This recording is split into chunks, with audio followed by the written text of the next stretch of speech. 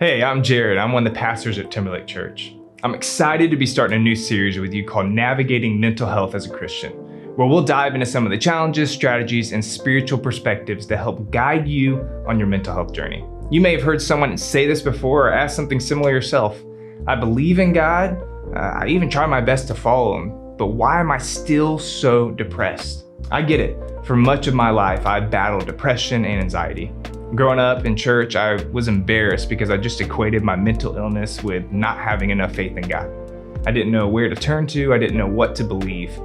But over the past decade, I've been able to learn some life-changing truths through reading the Bible, through personal experience, and through others speaking into my life.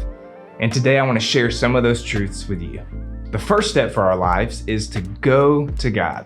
We can't sit in isolation, we can't try to muster up the strength to fight depression alone.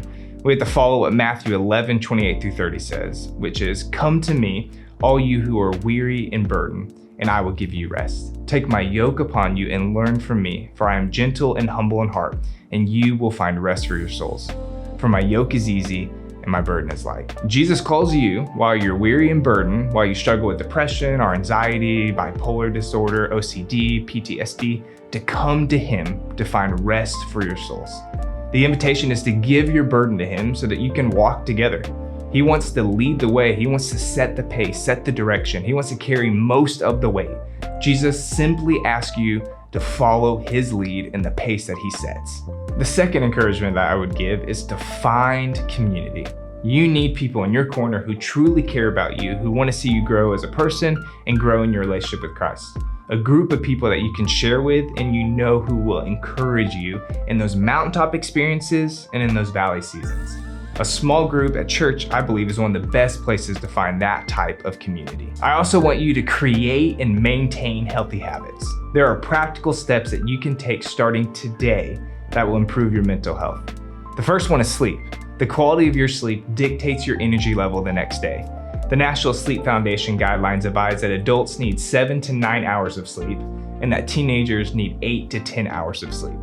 I'm definitely not getting that. I'm not sure if you are. Another one is diet. What we put into our body helps or hurts tremendously.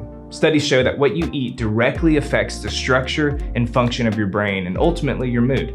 Another one is exercise. The Mayo Clinic recommends 30 minutes or more of exercise for 3 to 5 days a week. God created your body in a way that exercise releases chemicals like endorphins and serotonin into your brain that can enhance your sense of well-being. Lastly, there's external care. There's external care resources like Christian counseling or medical assistance from doctors that could be really useful. I believe those are resources worth researching and considering. In my own life, I've been able to see how these habits have made a difference and how they continue to make a difference because of my intentionality to keep practicing them. Navigating mental health as a Christian can feel daunting, it can feel confusing, but there is hope.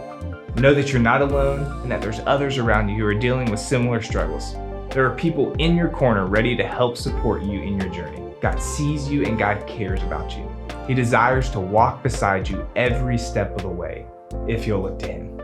Thanks for taking the time to watch this daily encounter. If this video was an encouragement to you, please give this video a thumbs up and click the subscribe button to stay connected with us. Keep your eye out for part 2 of Navigating Mental Health as a Christian.